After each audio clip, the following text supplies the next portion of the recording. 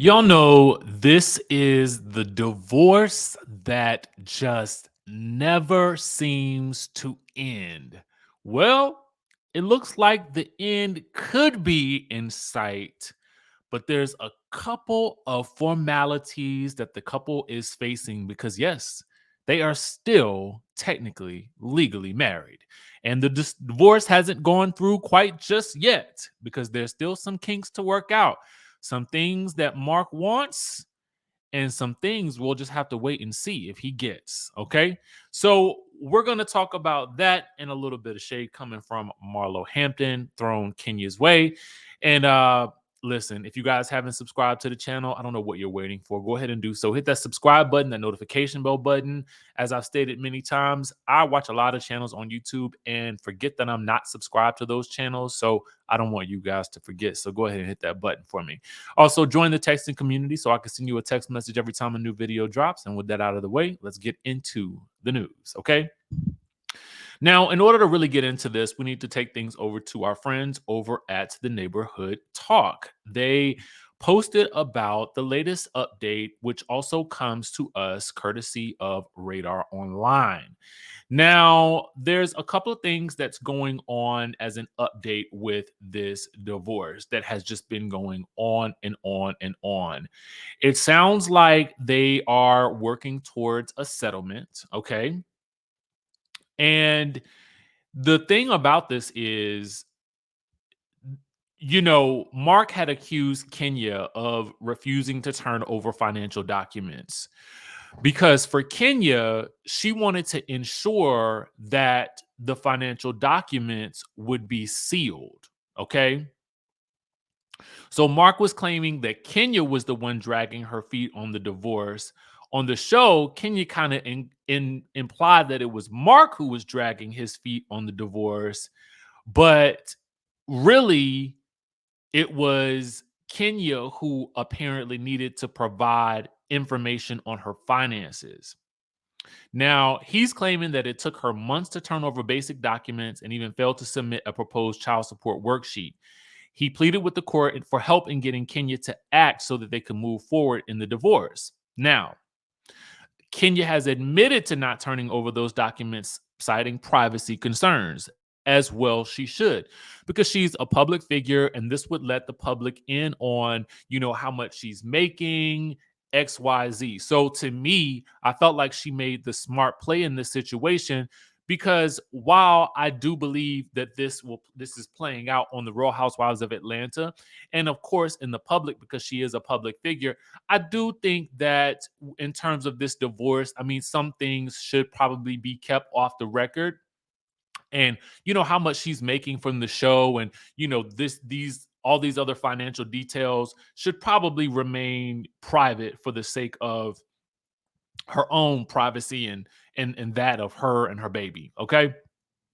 Now, here's where things get interesting though, because for even as much as she's kind of won in that regard, there is still the matter of what he wants from this marriage. And one of those things that he wants is a cut of the home that they quote shared during the marriage. Okay. Now, again, I will place the link for, again, the Neighborhood Talk link, and I will place the link from Radar Online as well in the description so you guys can read further into this. But the two big things that come out of this is that he wants a cut of the home that they shared during their marriage. But the funny thing about this is that home is owned by Kenya. So I'm like, did he help her get this by participating in the loan? Like, what makes him feel as though he is deserving of a cut of the home that she has, that she owns, when he really never even seemed to live there? It seems as though he was mostly in New York. So why would he want a cut of her home? That's the question that I have in mind. We also find out on I think on a preview for the new episode of Atlanta that she has primary custody, although he can see her whenever he likes. and she can also film with him with the baby. And there are certain, I think, there are certain protocols that they have to follow with regards to how they film her and baby Brooklyn. So at least she's able to do that because, as stated in the as stated in the paperwork, it's needed for her to be able to show her life, and her life includes her child, in order for her to participate fully in a reality TV show. But I'm still clueless as to how he could want a cut of the house. That doesn't really make any sense to me unless, like I said, he participated in some way, shape, or form in helping her get it, which I don't recall him being a part of that process. So you guys let me know how that works.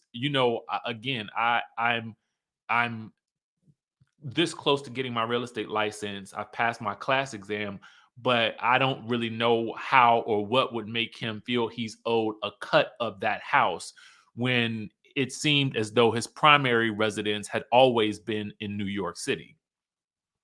But there's not only that, but he also wants Kenya to pay his legal fees. Okay. So he don't want to have to pay nothing, which is interesting to me. Okay. So let me know what you guys think about this down in the chatterization. Is this common? I've never been divorced. I hope I never have to experience divorce. But for those of you guys who do have the experience, let us know your thoughts about this. Is he just being greedy at this point, or is this something that he's owed and something he's due, and something that maybe his lawyer or attorney is suggesting that he go after? Who really knows? Let us know what your thoughts are down in the comments down below. And now I want to move over to Marlo, something a little bit lighter in terms of the level of shade, okay? But this is coming from Marlo because I think she made a reference to this in the episode, but I don't think anybody really caught it as much, or at least she will make a reference to it, I think, in the upcoming episode. I'm not necessarily sure, but she did make reference to it on the Twitter, okay? So remember, Kenya Moore showed up in a fabulous ball gown to Marlo's event for Le Archive. Well, Marlo took to Twitter and insinuated that this look was a knockoff Ralph and Russo from Le eBay, as Kenya called her event. But Marlo says, all dressed up in knockoff Ralph and Russo from Le eBay, but go off, sis. And then she actually tagged Ralph and Russo and hashtag Real Housewives of Potomac. So, Sky Squad, chime in the chatterization. Is this a knockoff Ralph and Russo gown? Regardless, the look may be inspired by, definitely. I see a couple of differences, but is it too close to the original?